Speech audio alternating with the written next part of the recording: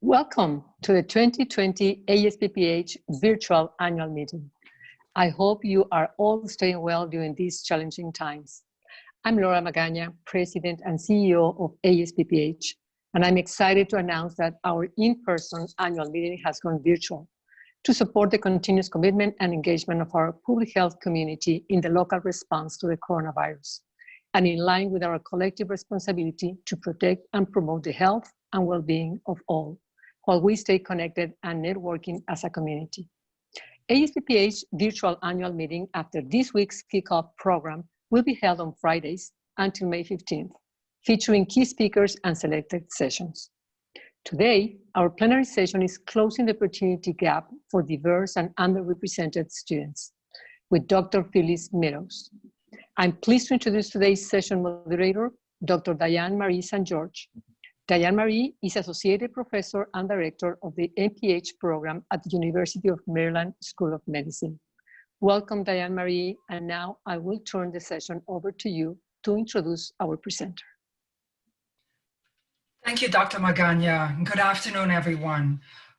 Before I introduce the speaker, Dr. Magaña, please allow me to take a moment to thank you and all of the ASPPH staff for so quickly retooling to convert the annual meeting to this virtual format to allow us, the association membership, to still benefit from this professional development opportunity that we anticipate each year.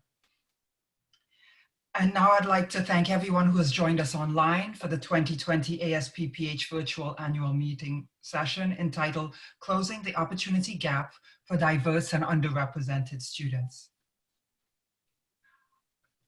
I am Diane Marie St. George, and I'm honored to have been asked to moderate this session this afternoon. Just one quick housekeeping item before I introduce our speaker today. You can ask questions in writing at any time during the session by clicking on the Q&A button that's at the bottom of your screen. We will hold all questions and address them at the end of the presentation. And so now, it is my privilege and pleasure to introduce Dr. Phyllis Meadows, a senior fellow in the health program at the Kresge Foundation.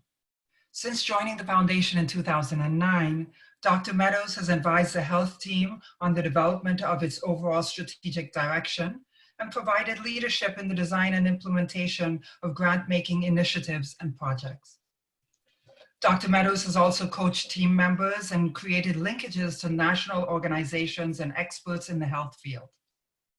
In addition, she regularly reviews grant proposals, aids prospective grantees in preparing funding requests, and provides health-related expertise. She has led the Foundation's Emerging Leaders in Public Health program and advises and supports the development of cross-team programming efforts with the Detroit Environment and Health Human Services programs.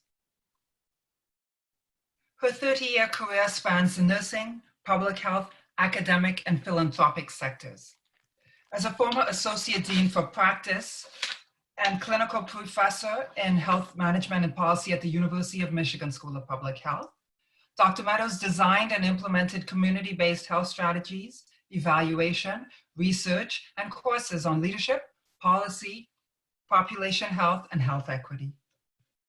Her work in public health includes serving as Deputy Director and then Director and Public Health Officer for the City of Detroit.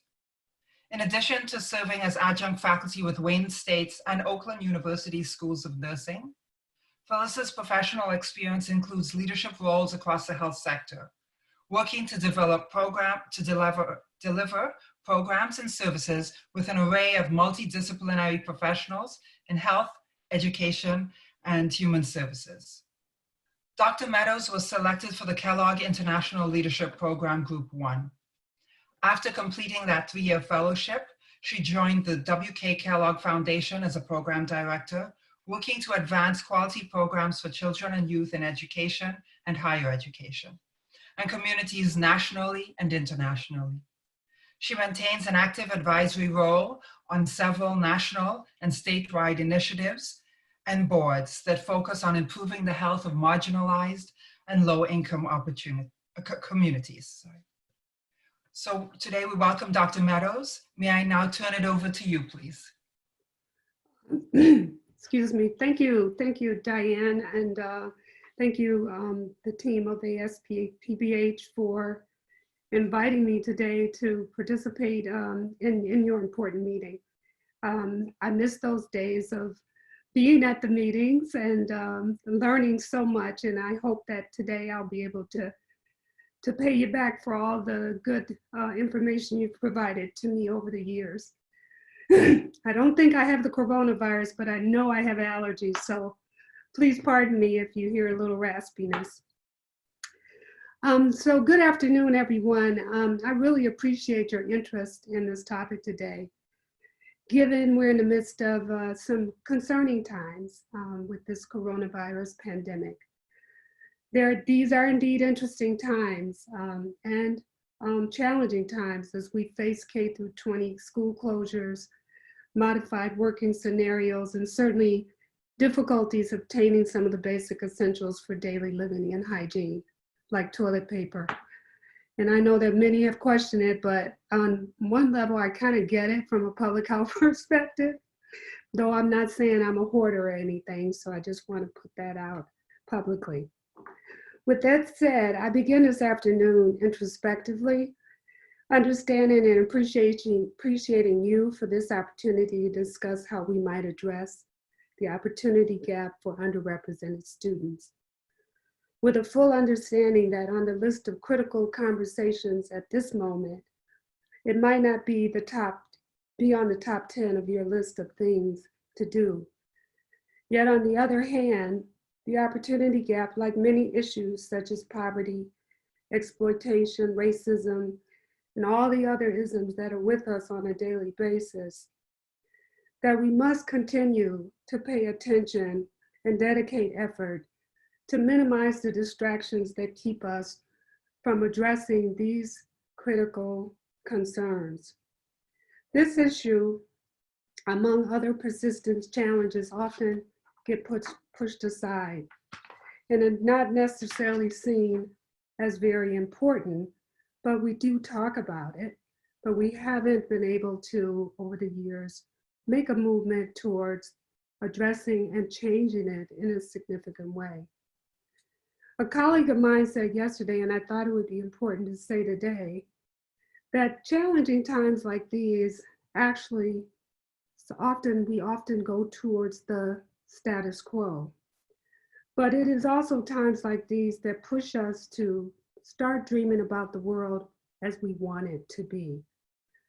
So for the time that I have with you this afternoon, I want to talk a little bit about how we can maintain our focus on creating opportunities for all students, and how we can begin to perhaps celebrate and build on the efforts that you're currently doing, and hopefully provide some suggestions and points of reflection, which I think is always important to do with critical topics. I'm operating under a few assumptions and beliefs today, and one that I need to share. And I am an African-American woman, but I say with all honesty, I cannot speak for all African-Americans and people of color. But I can share my relevant lived experience. And I want to make sure you know I'm not an expert. The things that I share with you are things that I've learned through many years of working in higher ed institutions, working with marginalized populations, fighting as an advocate to assure that all people receive the health care, the education, and resources they need to thrive. So there's the other assumptions that I'm operating on is that there's no conversation about addressing educational equity, which is really what we're talking about, without a focus on diversity, racial equity, and inclusion. So DEI is a method for social economic mobility. This is a collective issue, meaning that it's critical for society, but also we need to understand that it is a personal issue, meaning that change begins with the individual. It begins with you and me. And the major assumption I'm undertaking here is that you're here because You want to see all students be successful, and you want to learn and you want to grow in this space. So I'm hoping that you will hear my comments and my thoughts, and those who are working on this every day, whose ideas I've tried to capture for you and make succinct for you as you think about this work going forward. So today's topic is closing the opportunity gap for diverse and underrepresented students and supporting their economic mobility. And I can just easily say that students who achieve a good education are on the path to greater economic mobility. They are very highly inextricably linked, and one is very critical to the other. I believe, and I'm talking to you today with the assumption and the belief that education is the best equalizer. It is a way to assure equity, and it has the foundation to do that. And then it begins, and we're ready. I believe we're ready now. I was really challenged and reflective in a way of trying to give meaning to the title of the talk. And I asked myself, see, I'm supposed to be working the screen, so I can often forget my slides. Okay. Ah. Okay. Okay. There yet. Okay, great.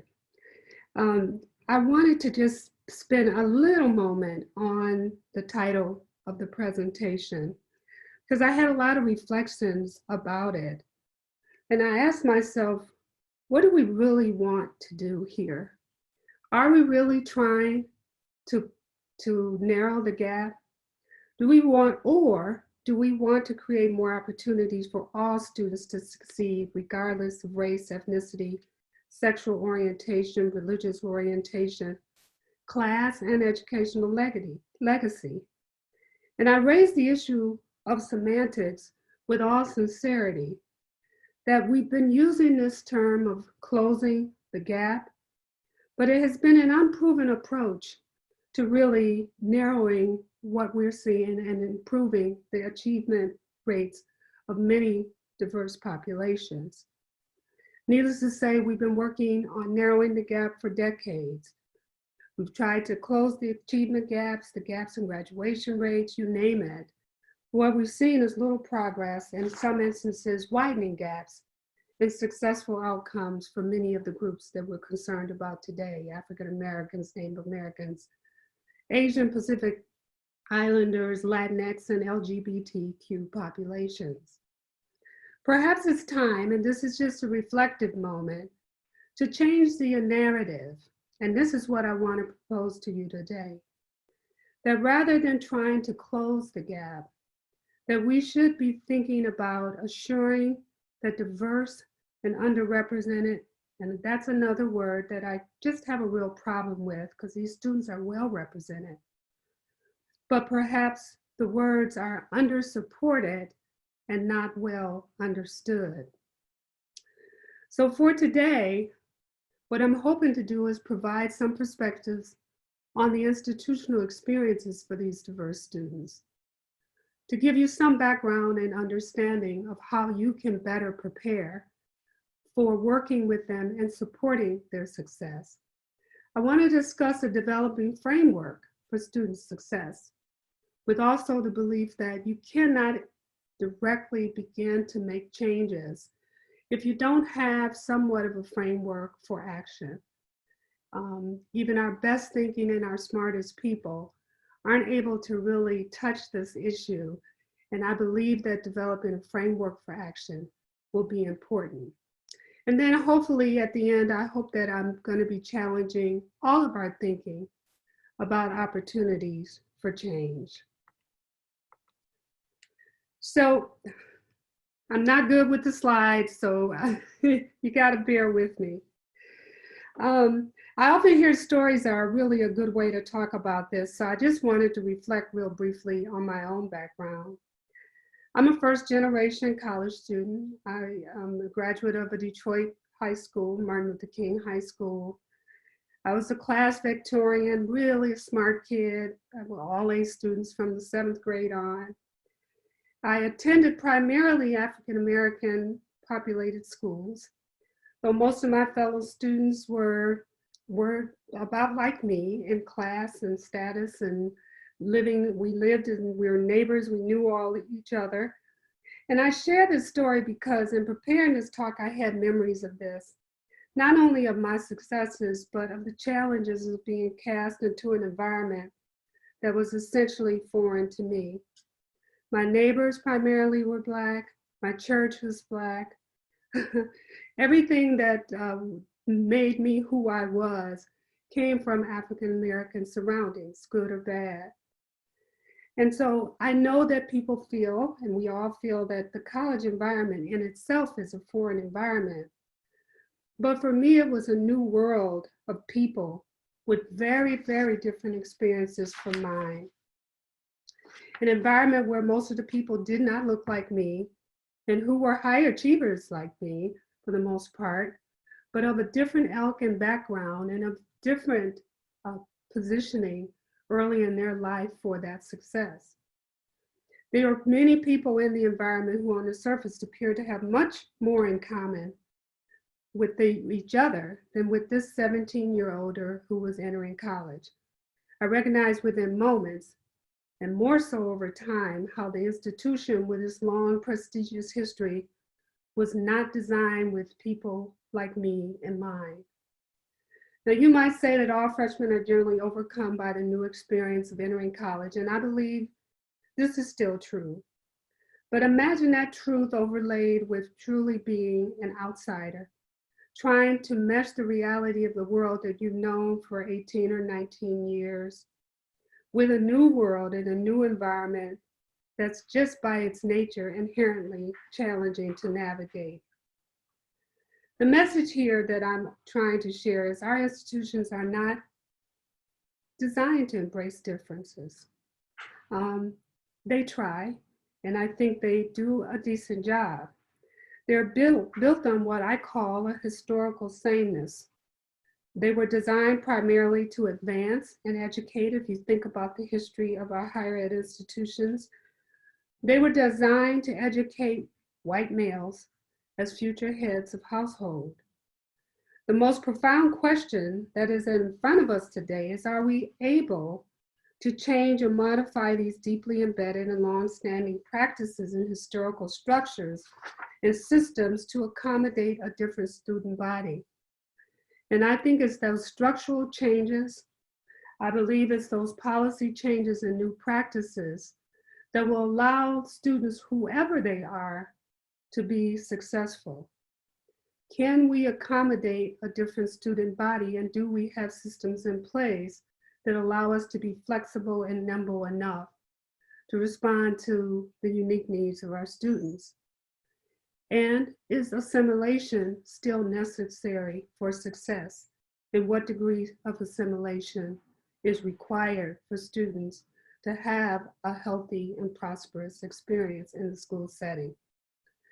I'm guessing that we're having this talk today with so much going on to consider because there is a sense that we are willing and we have the desire to address century-old issues around conformity as a measure of success.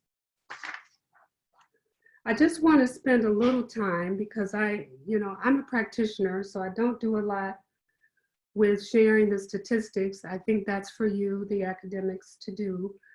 But they sum up to some very prominent inequities that we're all familiar with.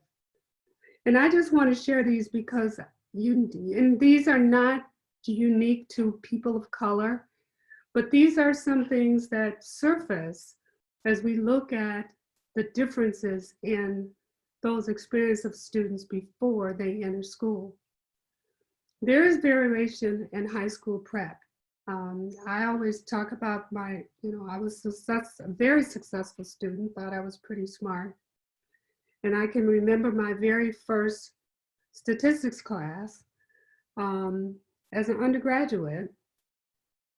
And the students who were in my class primarily, I was probably one of two persons of color in the classroom at that time.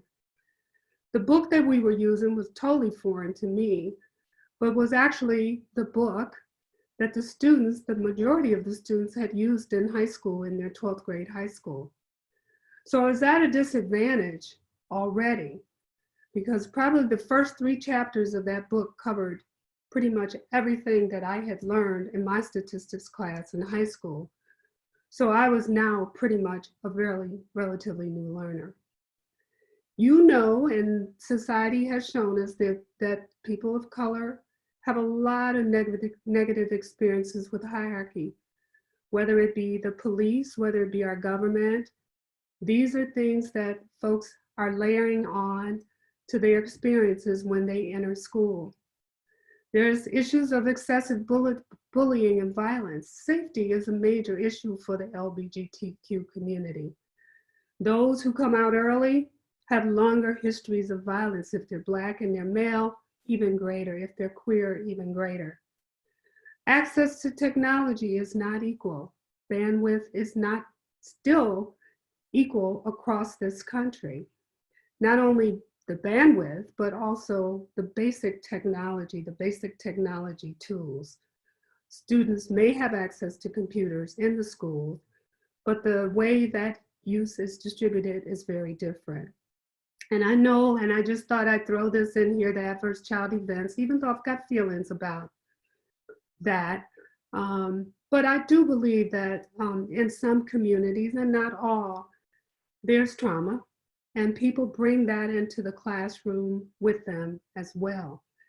And if it is true that many children of color in Detroit, they expect that 70% of the children in Detroit have had at least 2 or more adverse child events, then they're bringing that over time into the academic space. And I don't think it can be ignored. And then finally, an area where I do think that there is great inequities is that we ignore the assets that people of color and these different groups bring. We see them as needing versus contributing. And I think there's an opportunity to begin to shift that mindset from just seeing them as people who need, because in spite of all of these inequities that I've shared with you, these students are highly resilient, and what they consider traumatic issues are very, very different from mainstream students. So we have to figure out a way to see them as assets, to recognize that they have assets, and that all students aren't needing something from you, but are needing the space to contribute. So it's a different sort of mindset. As you can see with inequities, and I don't need to probably go through these, and there are many, many more, that these inequities lead to differences in outcomes. We still, and for decades, I looked at some data dating back from 1970 to now, and the graduation rates for African Americans still remains relatively low, one of the lowest. But there's also, for Native Americans, which I didn't list here, Asian Pacific Islanders, which we just started to really measure, and the Latinx population still, there are lower rates of graduation at the undergraduate level. Excessive student debt, and I know that many of us are, part of public institutions, but we can't ignore the private institutions who have caused many students to have excessive debt without reward of quality education in some instances. And when I talk about workforce opportunities, I don't mean once they graduate. I also mean the experience of working and earning a reasonable wage and the opportunity to explore different opportunities in the workforce other than manufacturing and service jobs. So students of color often are relegated to the types of jobs. They don't get a chance to work in the law clerk's offices and have some experiences that would expose them to the possibilities, to make this worth it for them. And then what we do find often with diverse groups is that the age of graduation is higher. Sometimes that means the students are entering school older, entering and exiting the school more often, or entering school at a later time in their life due to family circumstances and responsibilities. So that's all I want to share on the inequities, because I think the first piece we have to be aware of is that inequities exist. And we can't decide what those inequities are without engaging the students that we really want to work with. And we can't understand what strengths they bring if all of our conversations are primarily around what do you need from me versus what is it that you would like to contribute to the space that you're in. Okay. So I want to introduce, if I could, let's see if I can get this moving. Nope. All right. I want to introduce to you, I want to go a little deeper in my topic, but I also want to take a moment to sort of stretch the aperture of our lens around equity and to focus on what I call 3 pillars that, as I've worked with higher ed institutions for the last 30 years, I've learned to be really critical to building an environment of success.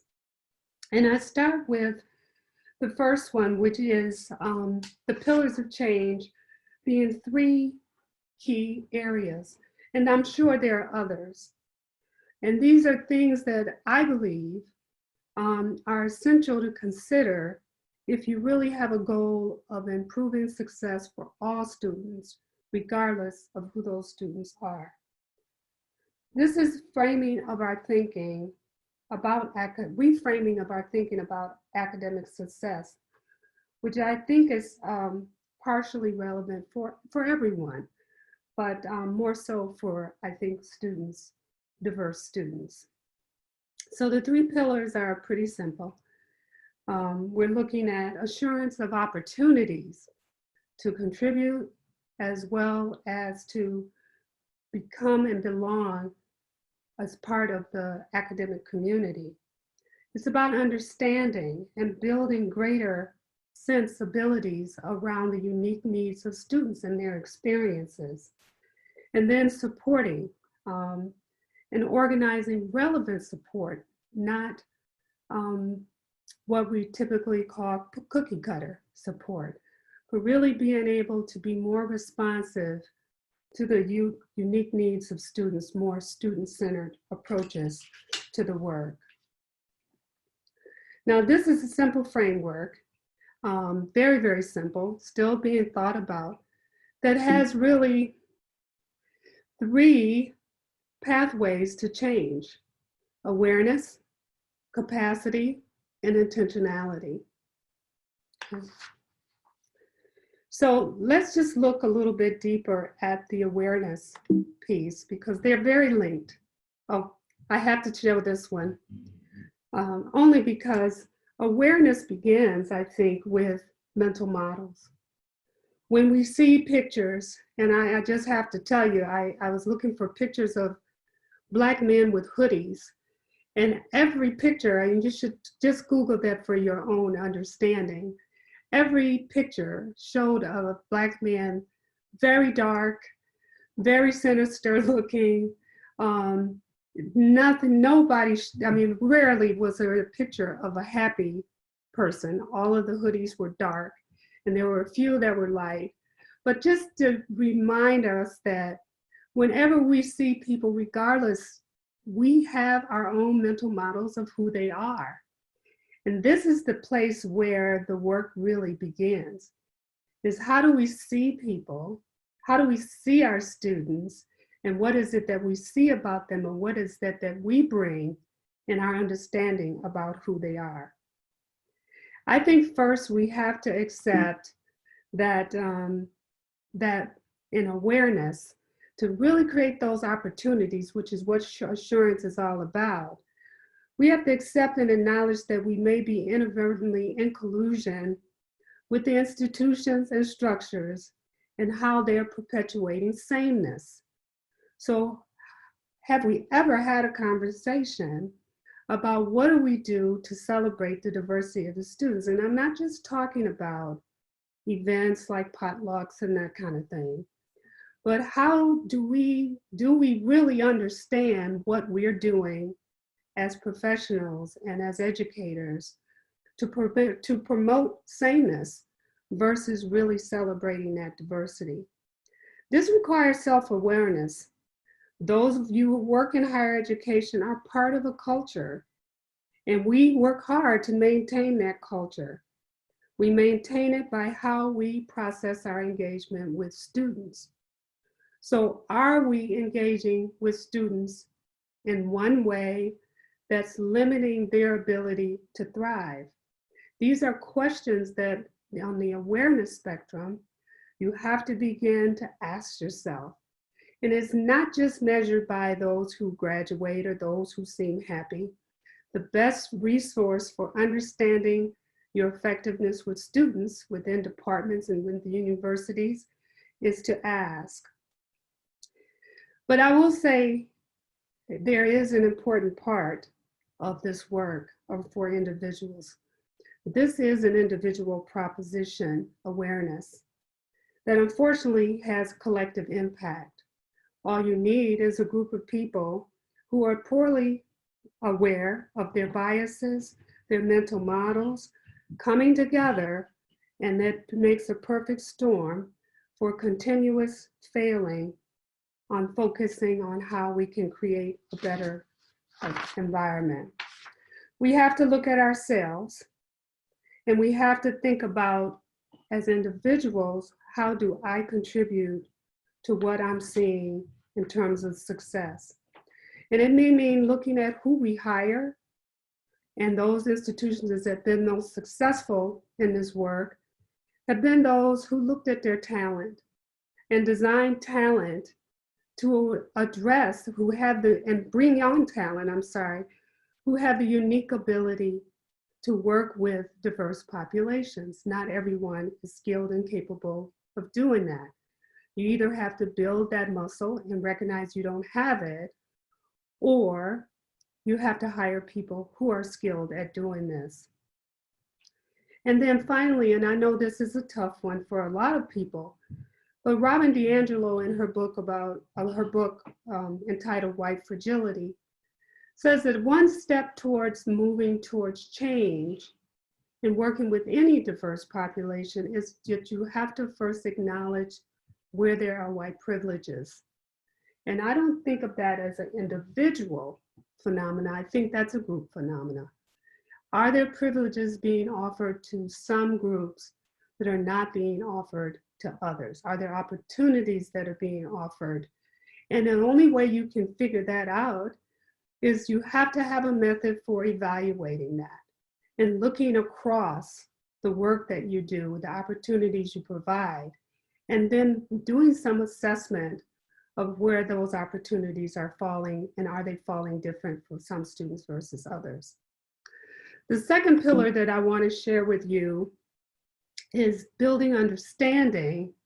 And the pathway to building understanding is through working to build the capacity to listen, to learn, and ask questions, and don't be afraid to make mistakes. And in order to really do this work well, there has to be an element of forgiveness. Because one of the things, and I know this is true, you know, higher education is ostensibly a learning environment, but I don't think I've worked anywhere else in my career where there is such an inverse relationship between risk and fear of mistakes. The risks are low, but the fear of making mistakes is high. And I think there needs to be a way to reconcile that. We have to be more comfortable with what we don't know and stop. I'm always amazed, and I've worked with many organizations, and even in my current organization, There's big DEI movement, and folks are saying, you know, we've got to work on diversity, equity, and inclusion. However, you don't know how. And so we have to be willing to bring in the experts who do this every day in communities and other organizations to help us along with this.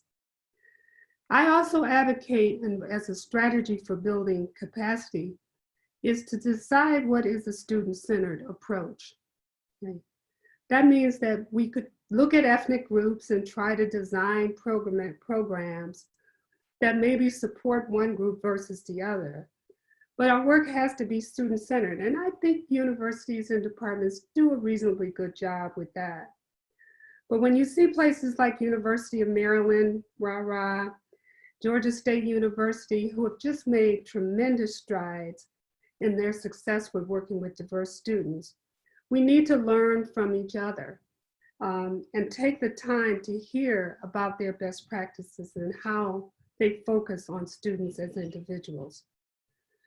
There's a passive and active engagement and touch points along the way. These are things that I've seen where institutions have been highly successful when they're not waiting for students to ask, but they're also actively engaging students and really on a one-to-one basis asking, what can I do to be helpful? What can I do to stretch opportunities for you? These are the places where they've had great successes. There's also the capacity to create a safe space.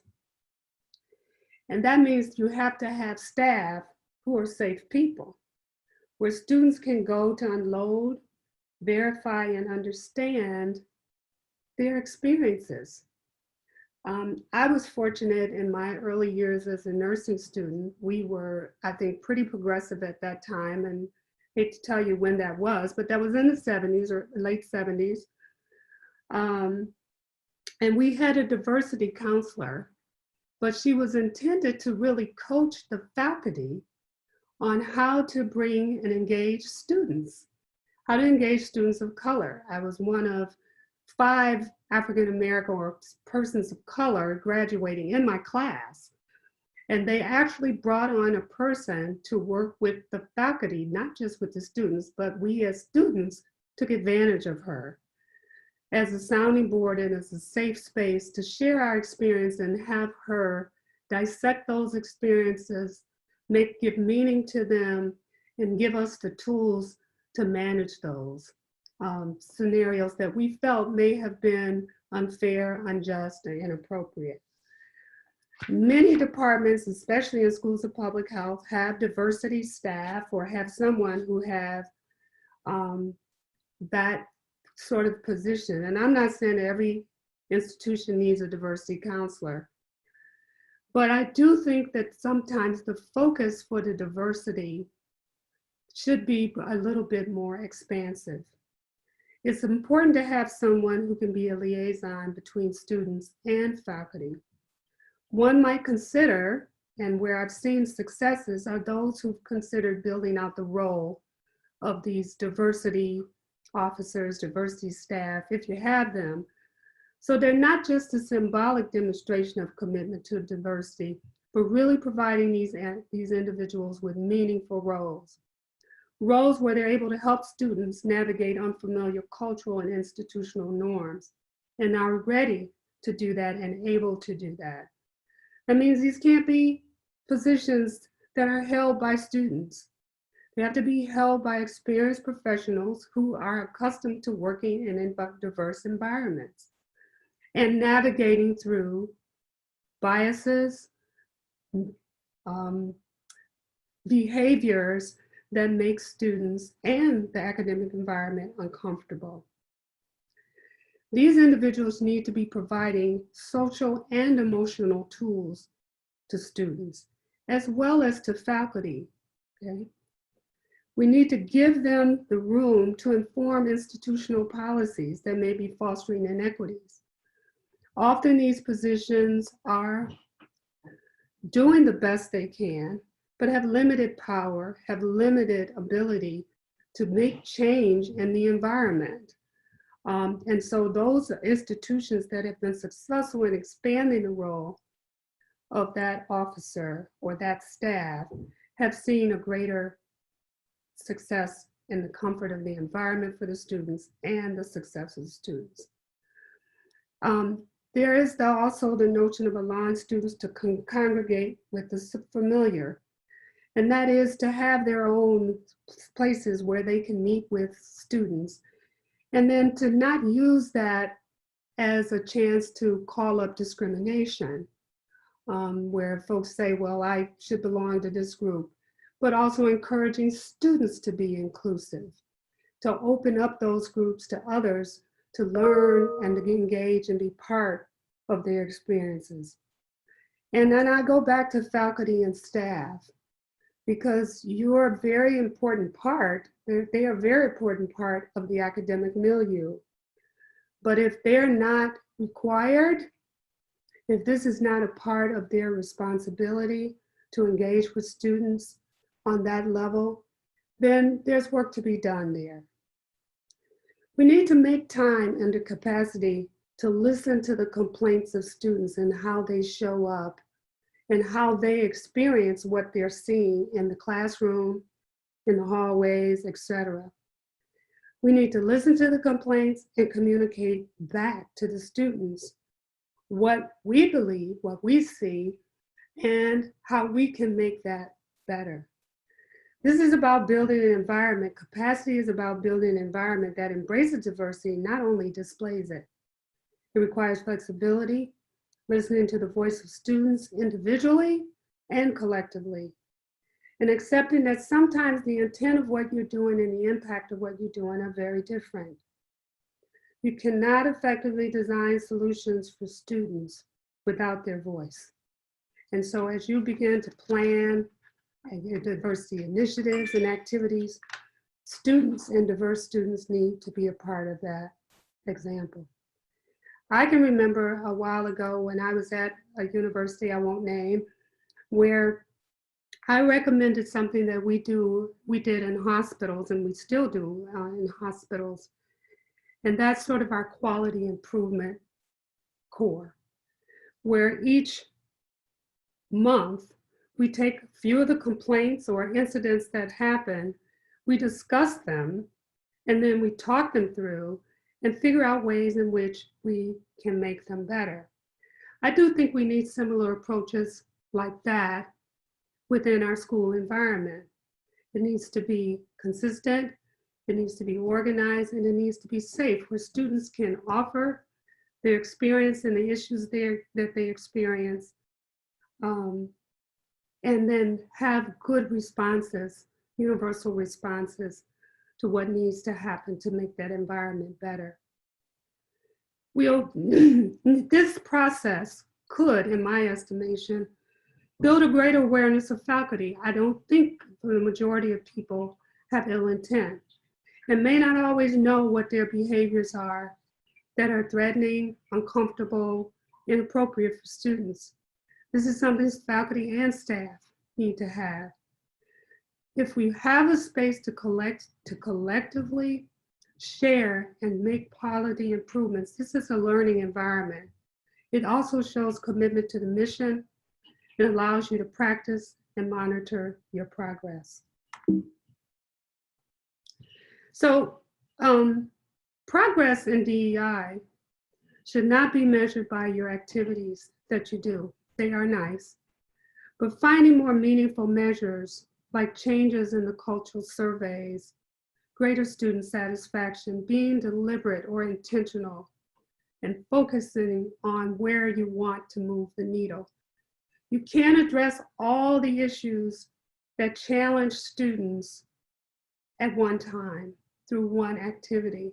You have to be strategic and define what is it about our environment that continuously shows up, and what can we begin to do to move that and change that. I would also say that the support that you provide has to be visible. Folks have to see and hear what you're doing to support. It's not enough to bring letters to have letters of, we have zero tolerance and that kind of thing. People need to see where that support is going. It needs to see what happened as a result of this thing. And I think we fall short often. We do the great letter, but we don't necessarily show our intentionality around making this thing better. I also think we need to present for success, that you want students to achieve and be successful, and we are working to make that happen, versus our traditional ways of the survival of the fittest, okay? I love it when I go to an institution and the leadership talks about the success of the students and has concerns about the failures of students, and are really looking into that space and trying to understand and dissect what that means.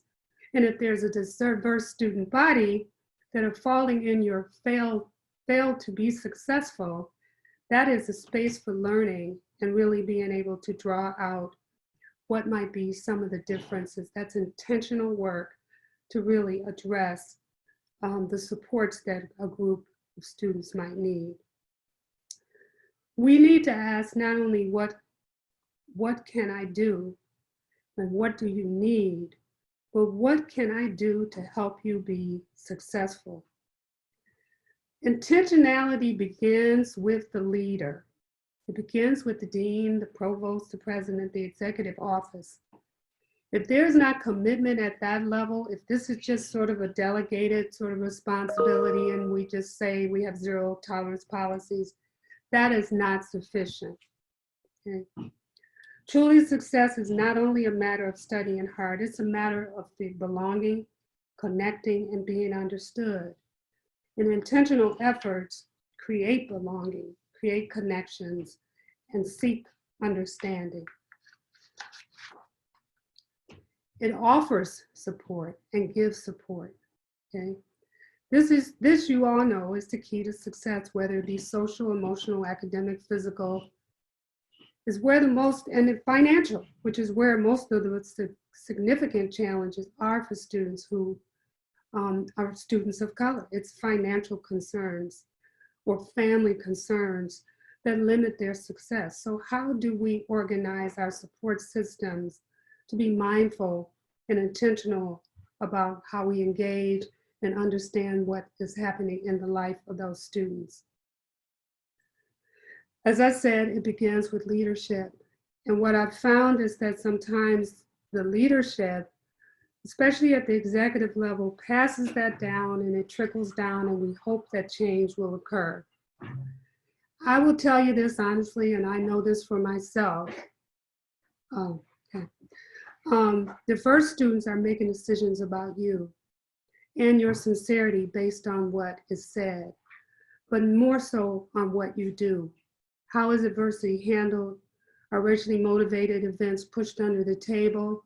Do we hear back on what happened or happened to the people who may have committed those events in a general way? Okay. I know my time is running out, so I'll just move quickly through just the last few things that I want to share with you. Go back if you can. Just some simple interventions to think about. I believe we have the capacity to improve academic achievement. We need to think about building on our technology offerings, whether it's our labs or laptop loans.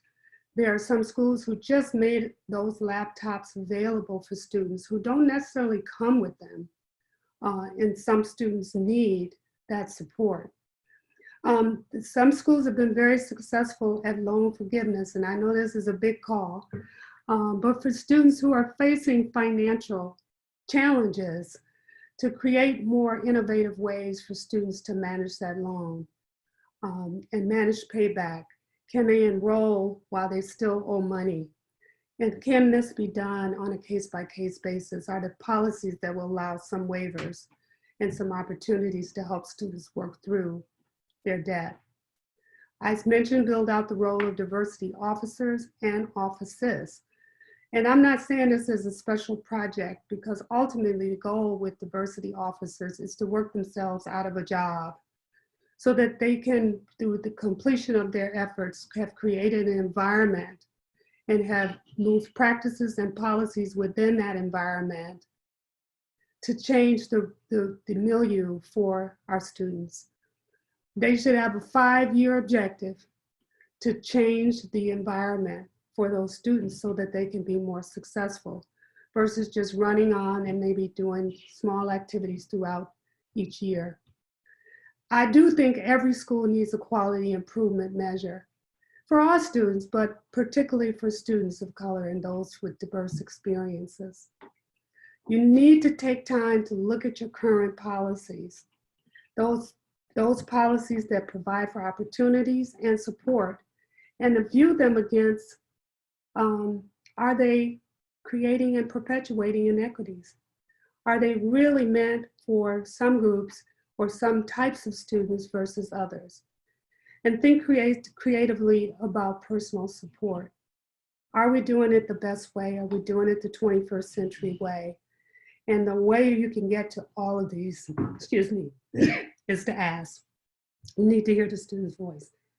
I'll close by saying that the traditional student is changing, and students from diverse backgrounds don't often need more.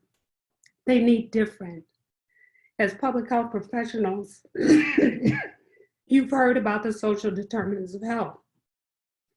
And if those influences are the same, the social determinants of academic success, they can easily be overlaid over those. They see challenges different, and the supports they need might just be encouragement and a sense of belonging and a safe place to be themselves and connect. The only way you can get to that is ask. Now, I know this sounds simple, but I truly believe it's a reasonable start. Think about that diversity officer role, and I'm really reinforcing that. And what can it do to change any of those policies and have the power to make changes to the policy? Something even as radical as adding evaluation measures into our annual reviews that look at how professors, staff engage with students who are diverse. It's often said that this is really hard work, but this is the work. We do this all the time. And I used to say, well, we don't really have the skills, but quite honestly, upon reflection, we do. You can recall that historically institutions were white male dominated. And we have made many strides in making it much more comfortable for women and addressing some gender issues. We've got a long way to go. So as you can see, it takes time, but it also takes practice and intentionality. So we're now at the next evolution of change. Our students are different. But I think with ongoing dedication to this work, in spite of what's happening, we'll be able to assure student success. So thank you for listening. I know there may be a few minutes for questions or comments.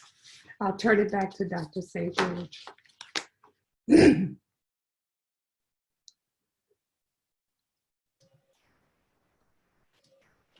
So thank you very much, Dr. Meadows. That was very insightful and gave us a lot of food for thought.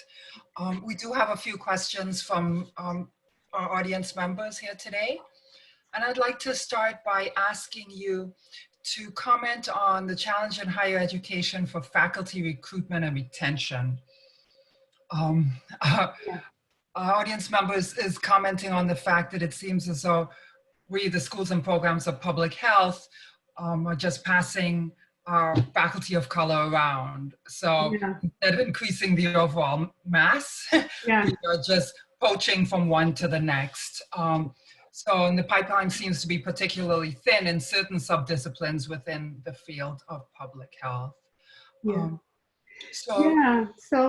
love to comment on that, and thank you for that question and that perspective, because it is valid. The poaching and passing around, and it's kind of frightening for me, because when I attend meetings like the the annual meeting of Public Health Association each year, I'm just surrounded by masses of people of color from all over the country and the world with advanced degrees and PhDs. And I always wonder where they are and where they're working. So I can't say that there's a dearth of professionals who are out there. I think our outreach methods are probably not as strong. And I do think we still use mainstream methods a lot of times to even recruit people as who you know, who you bumped into, versus really being intentional and deliberate about going out and seeking. The one comment that I should have made around intentionality, it requires outreach. You have to, it's not a passive approach. It is very active and requires outreach. And then I will say, very honestly, that the recruitment part is really easy if you're sincere about it. The retention part is the hard part. Mm-hmm. And that is the same for those diverse faculty, creating a sense of belonging, of connecting, of being who they are in a space that has been traditionally pretty homogenous in its way of delivering education. And so I just think that a real focus on intentionality, really being dedicated to bringing in faculty, because I think it's sort of like, oh, we'll make sure we have somebody on in the list of the search. Mm-hmm. Or are you really, really pushing to get to know people? There are tons. I mean, there are tons of people. And whenever I hear that, I always say, well, you probably haven't tried so hard. Mm-hmm. And it's fine to keep asking people of color, but I don't think that burden of reality should be ours only. You will be stronger, your capacity will be stronger if you stretch and begin to move to do that kind of outreach yourself. And then think really carefully about what's needed to retain people when you get them, what kind of environment supports that faculty when they get there. Mm-hmm. Good. Thank you. And we have a somewhat related question, and that is, in your experience, have you worked with institutions that seem to be doing well in terms of developing this critical mass? And if so, what are the strategies they have used? I think it is kind of related, and I sort of answered that. I do think there's a referred lead opportunity always if you have people of color in your institutions. The minority serving institutions and the historically Black, historically Latino, Latinx, and Native American institutions don't have a hard time finding those people. You grow them every day when you have those diverse students in your classroom. You can either turn them on to academia or turn them off based on the environment and the activities that you do in that space.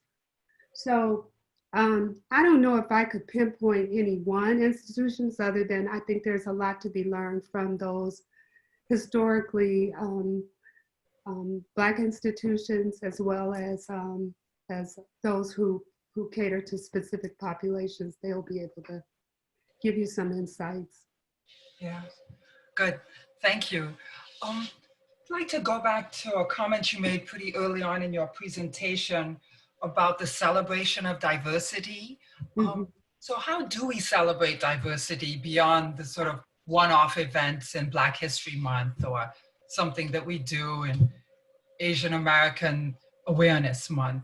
How do we really move beyond those activities which seem to be sort of pop-ups throughout the year, and we'll do something now and we'll do something 12 months from now when it comes back around? Well, thank you for that question. I mean, that's a tough one. But this is where I think you need to bring in the experts who do this work all the time. There are organizations who are very skilled in trying to maximize and celebrate diversity and help organizations do that. I'm not an expert in that. I don't want you to discount those things that you do, but over time, I'm not sure they're doing what you call celebrating. And so what I would say is begin by really sitting down, defining what you mean by celebrating. What I mean is that we have created an environment, we've created relationships among different people. We have greater understanding of the assets that people bring to the table, that when you're in teams, and a lot of the work we do in teams, I try to always have my students take time to understand the strengths, experiences of others, and to acknowledge that without judgment to what those experiences are. So I think that there are things that can be done in the classroom and they can be lifted up. I mean, if you're a professor and you're unfamiliar with some of the things that the Islamic community brings in terms of their strength and love and how they see community, how do you capitalize on that? I love the way that Latinx colleagues talk about family, and how do you take those kinds of deep beliefs that people have and begin to integrate those things into the way we do our work. That to me is celebrating it. Yeah. Well, thank you so much. Thanks again, Dr. Meadows. I'd like to thank you for spending this hour with us this afternoon and sharing your insights. As a reminder to our participants, the recording will be available on the website shortly after conclusion of the session. And finally, please note that this is just one of the sessions that will be offered as part of the virtual annual meeting. On this slide, there's some that you see that are coming up, but please feel free to jump onto the website at any time to take a look at the offerings and put them on your calendars. And we look forward to seeing you in some of the other sessions over the next couple of months. So thanks again. Have a good evening. Thank you. All right.